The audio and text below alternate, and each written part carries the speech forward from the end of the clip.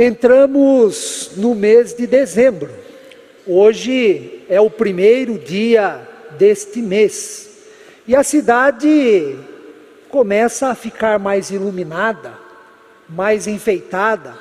O calendário passa a ser analisado com mais frequência. As escolas já anunciaram as férias das crianças. Os planejamentos começam a ser feitos para o final deste mês, o final do ano, e tudo isto anuncia a proximidade do Natal. Estamos no período do Advento, e associada a esta data, 25 de dezembro, diversos sentimentos se fazem presentes, tanto negativos como positivos, sentimentos que fazem bem e sentimentos que fazem mal. Há pessoas que gostam do Natal e há pessoas que não gostam. Há pessoas que ficam felizes, alegres, ansiosas com as expectativas desta data celebrativa, e há pessoas que ficam tristes, chateadas, deprimidas. Diante disto é que definimos como o tema da série de mensagens deste mês, sentimentos do Natal. Sentimentos do Natal.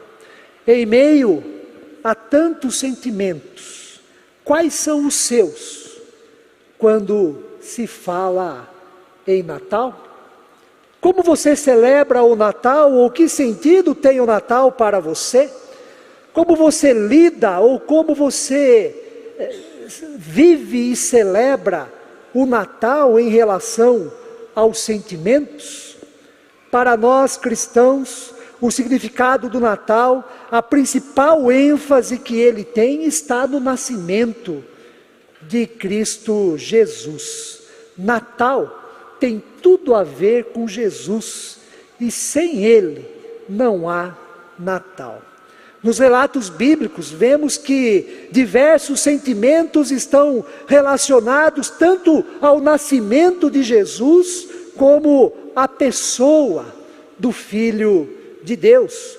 O texto que lemos nos conta que um anjo chamado Gabriel, mensageiro de Deus, foi enviado a Maria, uma jovem que ainda não era casada, mas estava prometida a José. E neste encontro, no diálogo que acontece entre eles, alguns sentimentos se sobressaem. Entrando aonde Maria se encontrava, o anjo disse: alegra-te, muito favorecida, o Senhor é contigo. A primeira palavra do anjo a Maria destaca o sentimento da alegria. Mas além deste, outro sentimento é o da perturbação. Ao escutar, e não só escutar, mas ao ver e escutar o anjo, Maria, diz o texto bíblico, perturbou-se e pôs a pensar no significado, no propósito daquela aparição, daquela saudação. Maria ficou inquieta, reflexiva, desconfiada, um tanto quanto assustada com a presença e as palavras do anjo. O terceiro sentimento no texto bíblico é o do medo, do temor. O anjo disse: Maria, não temas, porque achaste graça diante de Deus. Calma, não fique assustada ou então preocupada, não tenha medo, disse o anjo a Maria. Essas palavras foram ditas pelo anjo porque Deus estava naquele momento fazendo algo grandioso em relação ao nascimento de Jesus, algo grandioso por meio da vida de Maria, aquela jovem, algo grandioso para todos os povos e nações. Naquele momento Deus já estava providenciando algo grandioso para toda a humanidade, algo grandioso que Deus fez e que Deus faz toda vez que Jesus nasce na vida de uma pessoa.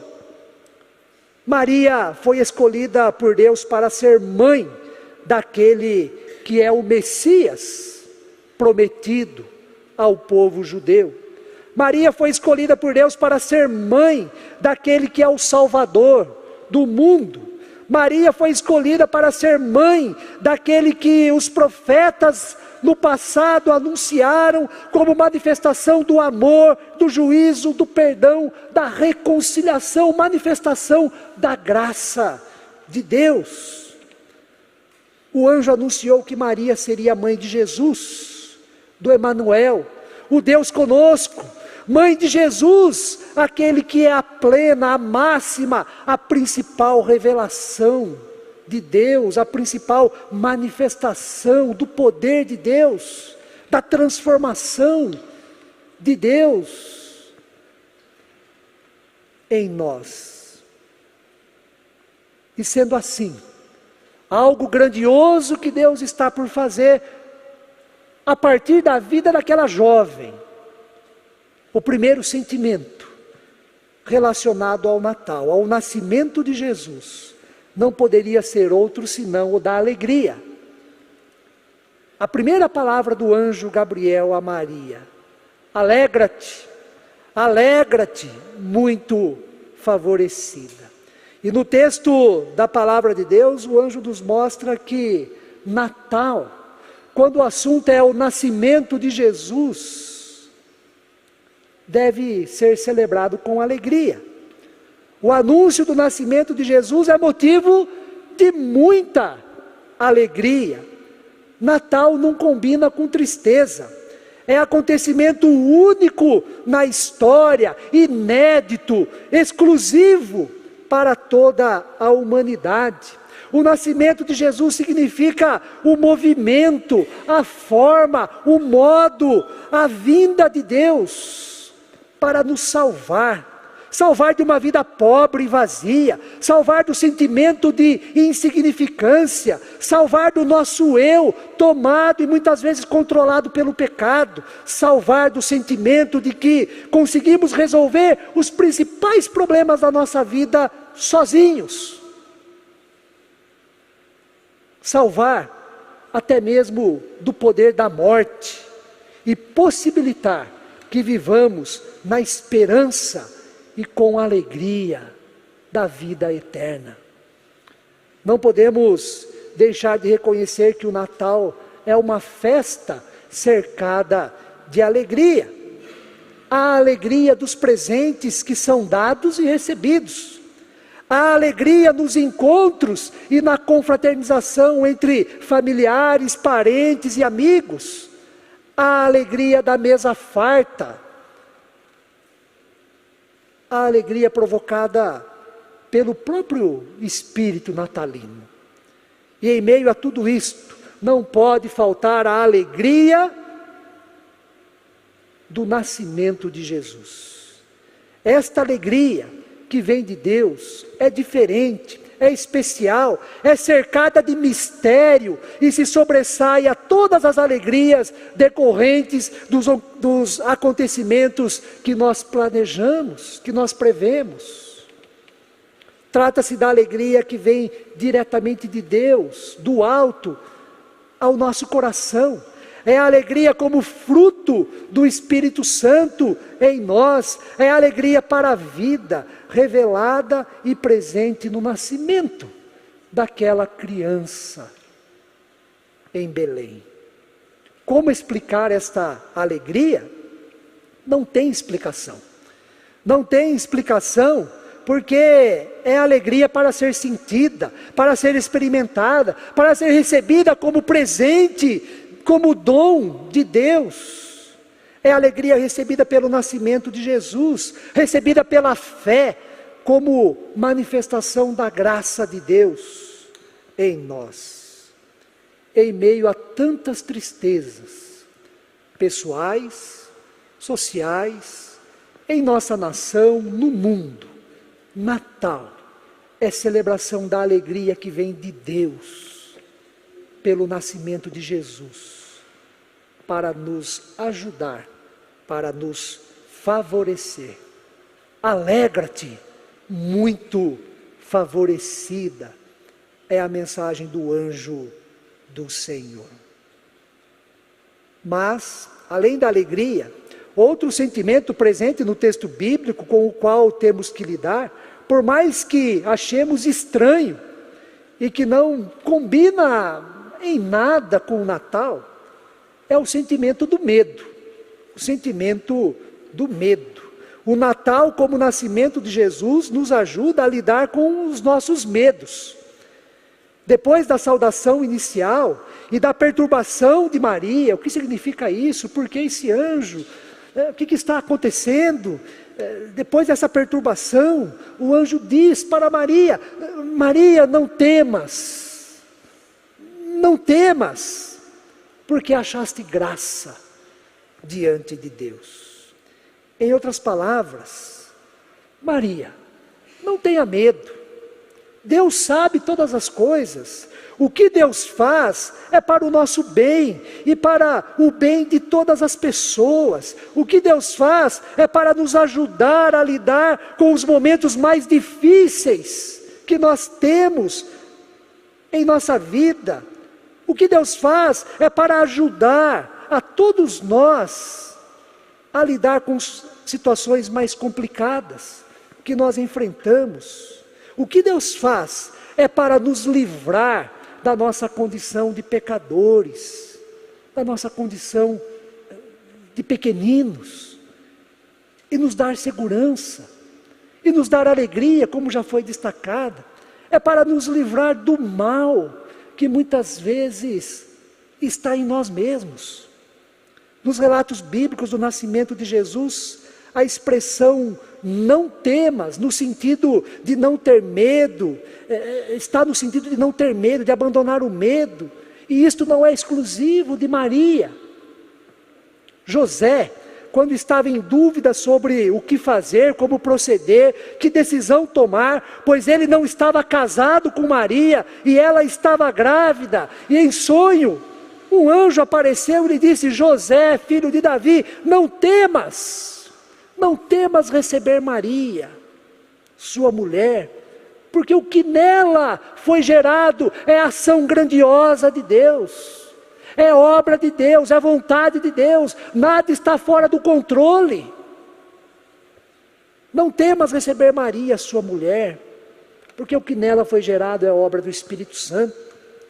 Zacarias, um sacerdote irrepreensível em todos os preceitos e mandamentos do Senhor, foi cumprir a sua responsabilidade no templo, e lá no templo Zacarias teve uma visão. Lucas, no capítulo 1, versículo 12, diz que ao ver o anjo, Zacarias turbou-se, e apoderou dele o temor, o medo. Então o anjo se voltou para ele e disse: Zacarias, não temas, porque a tua oração foi ouvida. E por fim, na noite do nascimento de Jesus, pastores estavam no campo, cuidando de ovelhas, receberam também a visita do anjo. E diz o texto bíblico que a glória do Senhor brilhou ao redor deles, mas eles foram tomados de grande temor, de grande medo. Lucas capítulo 2, versículo 9. E o anjo disse aos pastores: não temas, ou melhor, não temais, eis que vos trago boa nova de grande alegria, que o será para todo o povo. Não temas, também é a mensagem do Natal para todos nós. Quais são os seus medos? Você tem medo de quê? Há pessoas que têm medo de morrer, medo de serem acometidas por uma grande e grave enfermidade. Pais têm medo de perderem seus filhos. Filhos têm medo de perderem seus pais. Existe o medo da separação, o medo de ficar sozinho, de ser abandonado por todos. Existe o medo do desemprego, o medo de perder os bens, os recursos conseguidos como frutos de anos e anos de trabalho. Existe o medo de não ser amado, de não ser aprovado, de ser rejeitado. Infelizmente, muitos cristãos têm medo da condenação eterna, demonstrando com isso uma fé fraca e deficiente da soberania e da graça de Deus. Certa vez eu já falei aqui, eu tenho medo de navio. Não me convide para viajar, fazer um cruzeiro, não me dê de presente, que eu não vou. Não vou. Avião, aí até, para mim está tudo certo. Navio, cruzeiro, não. Esses dias eu recebi um convite. Não quero fazer um cruzeiro? Não, não quero. Não vou. Quais são os seus medos? Quais são os seus medos? Saiba que não é pecado ter medo. Não é pecado ter medo. Na verdade, existe até mesmo o lado positivo do medo. Em certas situações da vida é normal ter medo. É natural, isso é humano. Isso é sadio. Até porque o medo é um mecanismo de defesa que nós temos de forma natural. É o senso de cuidado e autoproteção que nós temos naturalmente. Mas o problema é que existem certos medos que nos paralisam, que nos prejudicam, que atrapalham a nossa capacidade de pensar, de compreender a dimensão correta da situação, dos problemas que estão diante de nós. Diante dos problemas e com o medo, eles se tornam maiores do que realmente são. Há medos que prejudicam a nossa saúde física e também emocional. Há medos que prejudicam os nossos relacionamentos, o nosso crescimento e desenvolvimento enquanto pessoas, enquanto pais, enquanto mães, enquanto jovens, enquanto adolescentes. A principal manifestação do medo está aí, é a síndrome do pânico, que paralisa e que é uma enfermidade. E sabendo, Deus, que precisamos ser ajudados, que precisamos ser encorajados, que precisamos ser fortalecidos, que precisamos vencer os medos em nossa vida, diante de uma situação difícil que o povo de Israel se encontrava, no exílio da Babilônia. Ele disse assim: não temas, porque eu estou com você. Deus dizendo para o seu povo: não temas, porque eu estou com você. Não tenha medo, pois sou o seu Deus. Eu o fortalecerei e o ajudarei, e o segurarei com a minha mão direita vitoriosa. Quando nós colocamos a nossa vida nas mãos de Deus, quando nós cultivamos a fé em Deus, os medos que são prejudiciais tendem a ser diminuídos e a ser extintos. Olha que interessante. Estudiosos da Bíblia dizem que a expressão não temas aparece 366 vezes na Bíblia. É um não temas para cada dia do ano, inclusive do ano bissexto, né? Aí que no ano bissexto fica um dia lá que não tem não temas, né? E aí a gente cai no desespero. Não, mas até nisso, né? 366 não temas na Bíblia, mostrando assim a ação de Deus, a presença de Deus, o cuidado de Deus, a ajuda que vem de Deus por meio do nascimento de Cristo Jesus. Por isso, diante de certos medos que sentimos, os quais são prejudiciais, confiemos. Confiemos nas promessas do cuidado e da provisão de Deus, presentes em sua palavra, presentes em Jesus Cristo, desde o seu nascimento. Para concluir, irmãos e irmãs, Natal é para ser celebrado com alegria. Natal é aprender a lidar, a vencer certos medos que são prejudiciais em nossa vida, e que pela graça de Deus possamos ser abençoados no sentido de que sentimentos presentes no nascimento de Jesus sejam presentes na vida de todos nós também, e com isto possamos celebrar o Natal conforme a vontade e o poder de Deus, nosso Senhor. Que o Senhor assim nos abençoe.